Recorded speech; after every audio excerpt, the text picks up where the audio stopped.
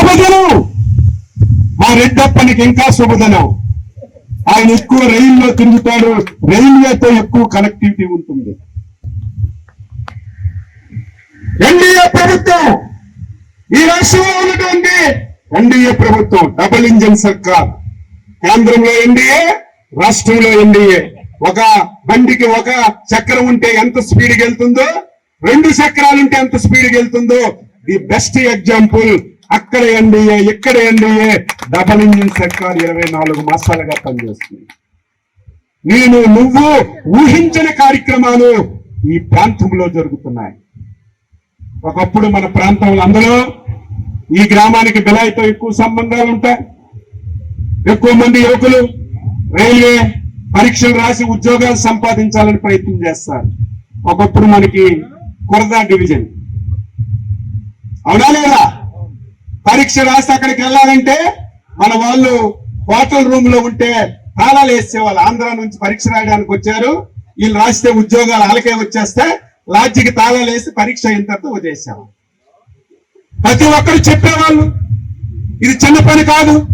కొరదా division తీసి విశాఖపట్నానికి railway division తేవాలంటే ఎవరి వల్ల అవుతుంది? మళ్ళీ చంద్రబాబు నాయుడు, లోకేష్ బాబు, పవన్ కళ్యాణ్, మోడీ గారి సహకారంతో.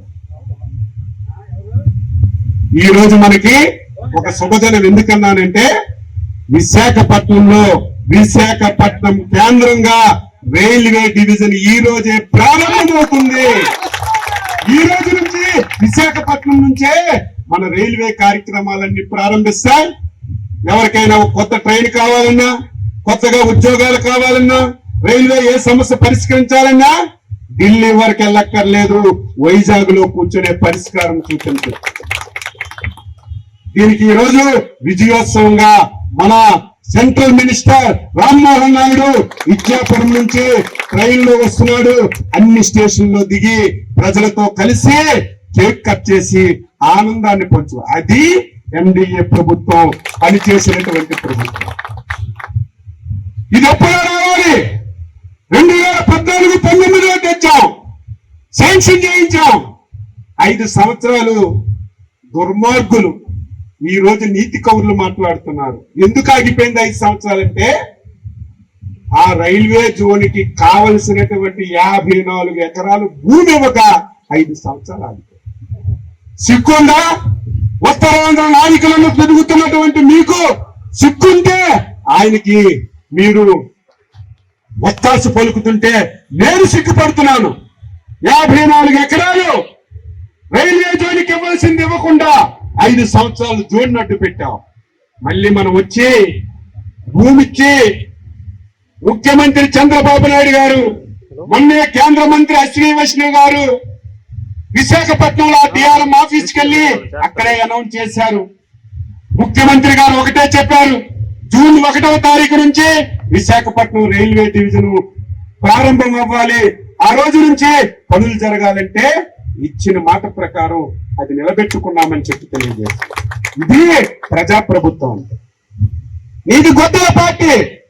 1 కాదు, 2 కాదు, 3 కాదు, 30 సార్లు చెప్తాను నీది గొడ్డల పార్టీ. ఎందుకు గొడ్డల పార్టీ? దానికి కూడా ఎక్స్ప్లెనేషన్ ఇవ్వాలి కదా. అపోజిషన్ లో ఉన్నప్పుడు నీకు నువ్వే పొడుచుకొని కోడికత్తెను రామాలి. నీ వాళ్ళతోనే రాయిసిరి కొంచుకొని గులకరాయని చెప్తా. దీంతో సినిమా రక్తి కట్టించలేదని, ఈ చిన్న చిన్న డ్రామాలకి ప్రజలు నమ్మరని ఎలక్షన్లకి 10 రోజుల ముందు నీ బాబాయినే గొడ్డలతో నరికి నరికి చంపించా. చంపించావు. నీ డ్రామా ఏంటి? సొంత నీ చిన్నాన్నే చనిపోతే, గొడ్డలతో చనిపోతే నీకు తెలిసి గుండెపోటుతో చనిపోయా. సాయంత్రానికి గుండెపోటు చంద్రబాబు నాయుడే చంపాడని మరుసటి రోజు దుర్మార్గం అని చెప్పిన పేపర్, ఆ పేపర్ పేరు కూడా మాటకి చెప్పాలంటే నాకు అసహ్యం వేస్తుంది. తెల్లారిసరికి సాక్షి పేపర్ చూస్తే 6 అడుగులు చంద్రబాబు నాయుడు ఫోటో వేసి 6 అడుగులు కత్తి చంద్రబాబు నాయుడు చేతిలో ఎత్తి నిలువెత్తి ఫోటో వేశాడు. చంద్రబాబు నాయుడే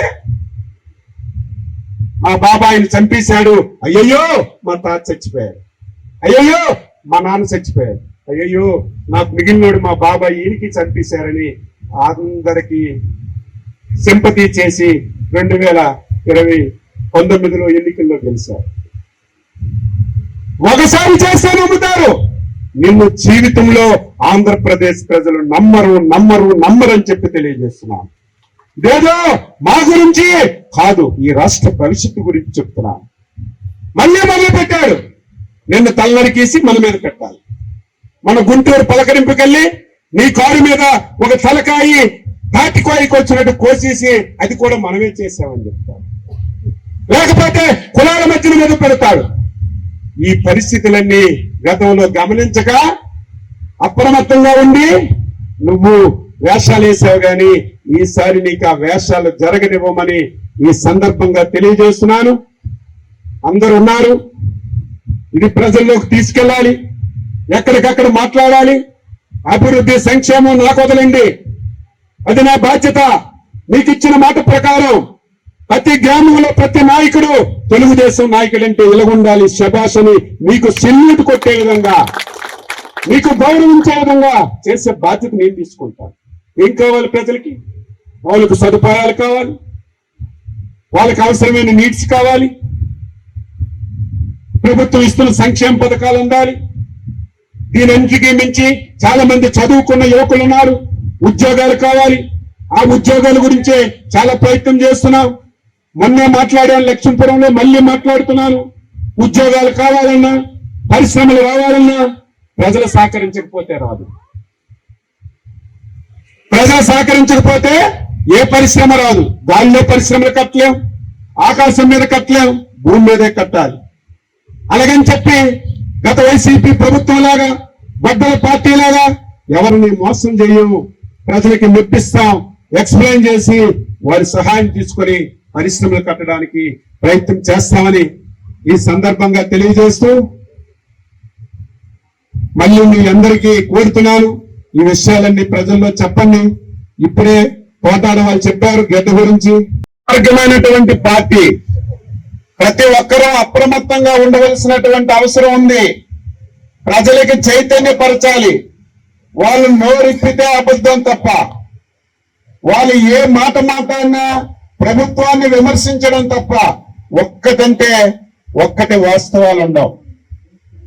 దానికి తోడు 5 సంవత్సరాలు తండ్రి అధికారాన్ని అడ్డం పెట్టుకొని లక్షల కోట్ల రూపాయలు దుర్వినియోగం చేశారని అభియోగాలు ఉన్నటువంటి వ్యక్తి ముఖ్యమంత్రి అయి ఒక టీవీ, ఒక పేపర్ పెట్టుకున్నారు.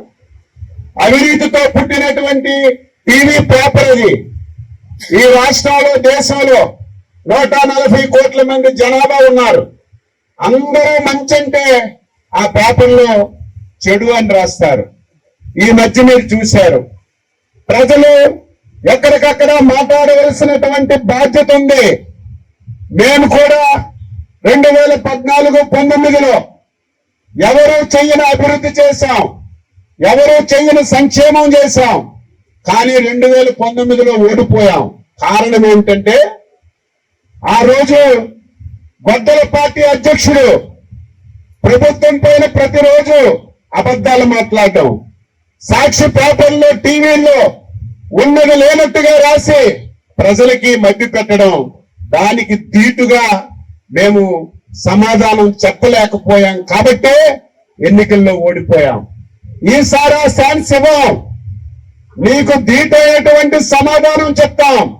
సమాధానం కూడా ఏదో మైకు దొరికిందని అవాస్తవాలు మాట్లాడడం, ఛాలెంజ్ చేసి ఈ ప్రభుత్వం ఈ విధంగా వ్యవహరిస్తుంది, ఏవైనా తప్పులుంటే రండి చర్చిస్తామని ఉన్నది ఉన్నట్టుగా వాస్తవాలు ప్రజలకు చెప్పి ఈ రోజు చైతన్యపరిచే కార్యక్రమం తీసుకుంటాం.